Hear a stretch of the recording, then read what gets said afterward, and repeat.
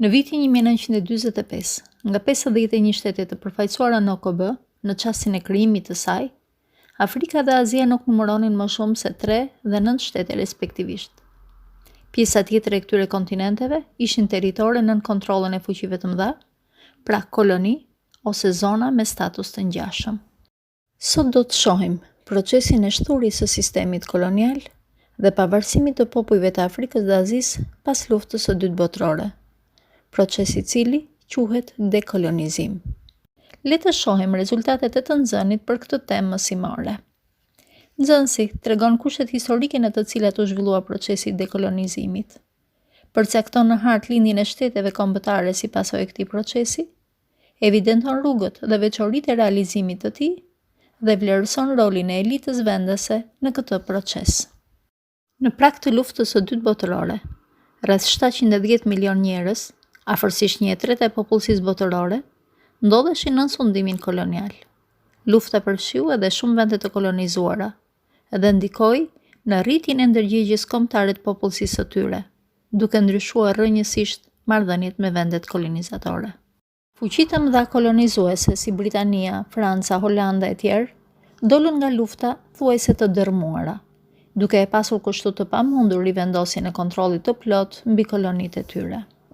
Nga ana tjetër, dy superfuqitë, SBA dhe Bashkimi Sovjetik, përkrahën lëvizjet çlirimtare të kolonive, secili për arsyet e veta. Bashkimi Sovjetik e konsideronte sistemin kolonial si një formë të veçantë të imperializmit dhe kapitalizmit. SBA në parim mbronte vetëvendosjen, duke inkurajuar shtetet europiane që të negocionin tërheqjen e shpejtë nga kolonitë. Aspiratat për pavarësi të popujve të kolonizuar, të përforcuara edhe nga lufta, u karakterizuan ndër të tjera nga refuzimi i ideve politike dhe mënyrës së jetesës që vinte nga Europa, në emër të kulturës tradicionale. Përqafimi i ideve të revolucionit francez, liri, barazi dhe vëllazëri, sidomos në vendet me elita lokale të shkolluara në perëndim. Frymëzimi nga idetë marksiste, shpesh të përzjera me nacionalizmin. Procesi i dekolonizimit nuk ishte i njëtrajtshëm. Në disa zona ai ishte paqësor, ndërsa në disa të tjera ishte rezultat i një lufte të gjatë e të ashpër. Ishin të pakta vendet që pasi fituan pavarësinë, arritën të krijojnë qeverisje të qëndrueshme e demokratike. Të tjerat kaluan në diktatura apo luftra civile. Në konferencën e paqes në Paris, pas luftës së parë botërore, disa vende si Iraku, Siria, Libani dhe Jordania morën statusin e mandateve. Iraku fitoi pavarësinë në fillim të viteve 30 të shekullit të 20, ndërsa Siria dhe Libani e fituan atë menjëherë pas luftës së dytë botërore. Nga ana tjetër, Egjipti u shpall shteti i pavarur në 1922. Tërheqja britanike nga Palestina vendosi përballë arabët dhe izraelitët në një konflikt që vazhdon edhe sot. Procesi i arritjes së pavarësisë së Indis ka një rëndësi të veçantë për shkak të rrugës së rezistencës paqësore ndjekur nga nacionalistët indian udhëhequr nga Mahatma Gandhi.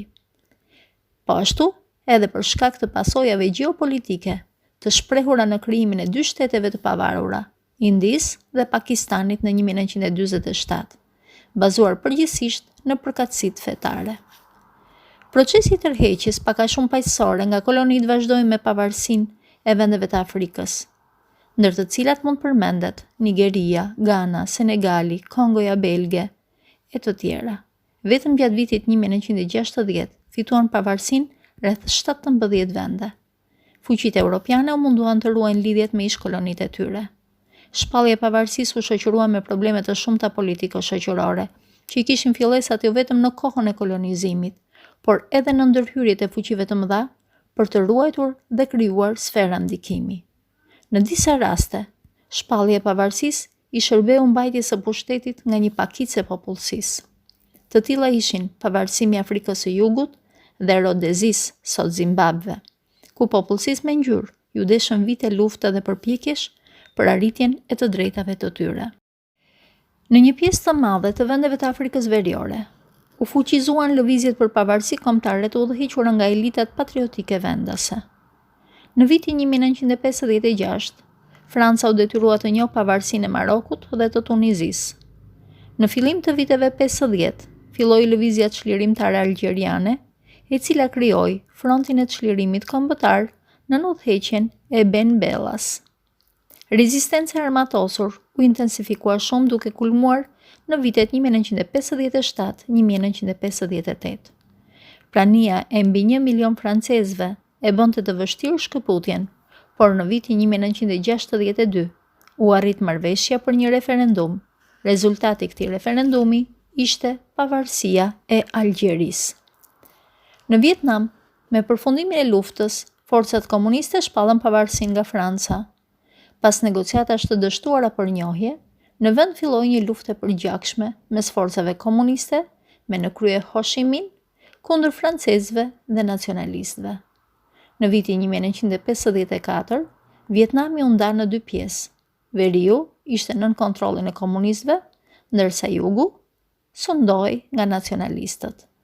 Në përkrahje të këtyre të fundit, në Vietnamin e jugut, nisën të vendosen gradualisht forcat të shumta amerikane.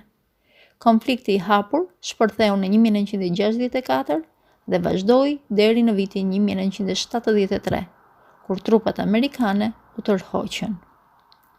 Vietnami u bashkua në regjimin komunist në vitin 1975. Po këtë vit, kolonitë portugeze të Angolës dhe Mozambikut fituan pavarësinë pas përmbysjes së regjimit diktatorial në Portugali. Ngjarja e fundit me ndikim të madh botëror ishte fundi i regjimit të apartheidit në Afrikën e Jugut më 1990 dhe zgjedhja e Nelson Mandelës si president. Kalimi i Hong Kongut dhe Makaos nën sovranitetin e Kinës në fund të viteve 90 shënon përmbylljen e periudhës së dominimit planetar të njeriut të bardhë.